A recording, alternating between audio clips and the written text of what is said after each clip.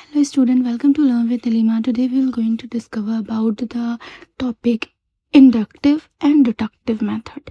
ठीक है, इसका हम लोग डीप एनालिसिस करेंगे। जैसे अगर आप यूजीसी नेट इंग्लिश या रिसर्च मेथोडोलॉजी की तैयारी कर रहे हैं तो केवल डिफिनेशन याद करना काफ़ी नहीं है, आपको इन मेथड्स का फिलोसफिकल मीनिंग, रिसर्च प्रोसेस और प्रैक्टिकल यूज़ समझना होगा।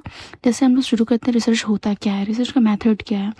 रिसर्च मेथड वो लॉजिकल वे ऑफ थिंकिंग है जिसके माध्यम से रिसर्चर नॉलेज तक पहुंचता है।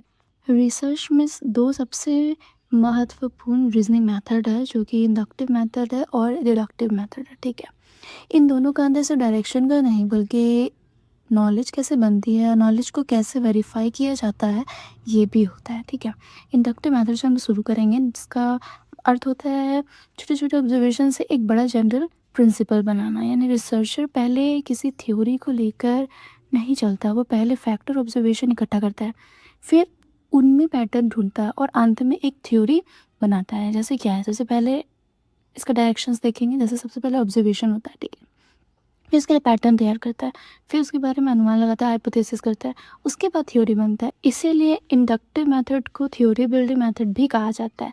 अब ये काम कैसे करता है, हाउ डज इट वर्क। मान लीजिए या आप जानना चाहते हैं कि सोशल मीडिया स्टूडेंट की रीडिंग हैबिट को कैसे प्रभावित किया जाए। ठीक है, पहले 100 स्टूडेंट्स का इंटरव्यू लेते हैं, उनकी रीडिंग हैबिट ऑब्जर्व करते हैं, डेटा कलेक्ट करते हैं, सिमिलर पैटर्न खोजते हैं। अगर ज़्यादा स्टूडेंट्स बताते हैं कि सोशल मीडिया के कारण उनकी रीडिंग कम हो गई है तो रिसर्चर कंक्लूड कर सकता है। ठीक है, यही डिडक्टिव रीजनिंग है।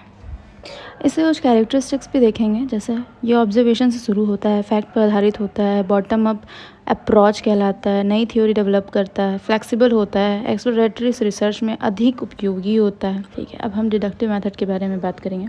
डिडक्टिव का अर्थ आप जानते हैं, पहले से मौजूद थ्योरी या प्रिंसिपल को स्पेसिफिक सिचुएशन में टेस्ट करना ही डिडक्टिव मेथड होता है। इसका डायरेक्शन देख लेते हैं।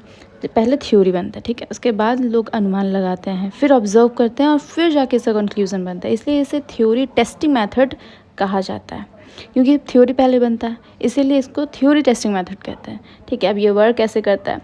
पहले से एक थ्योरी है, जैसे student who study regular score high marks. ठीक, अब रिसर्चर हाइपोथेसिस बनाता है, student studying more than 4 hour daily will score better. फिर रिसर्च करता है, डेटा कलेक्ट करता है, एनालिसिस करता है, हाइपोथेसिस टेस्ट करता है। यदि डेटा सपोर्ट करता है तो थ्योरी मजबूत होती है। ठीक है, इसके कैरेक्टरिस्टिक्स हैं। थ्योरी से शुरू होता है, टॉप डाउन अप्रोच है, लॉजिकल रीजनिंग पर आधारित होता है, हाइपोथेसिस टेस्टिंग कर। अब हम देखते हैं कि कौन सा मेथड सबसे बेटर होता है। ठीक है, कोई भी मेथड अपने आप में बेहतर नहीं होता है। यदि आपका उद्देश्य नई थ्योरी बनाना है तो इंडक्टिव मेथड उपयोग कीजिए।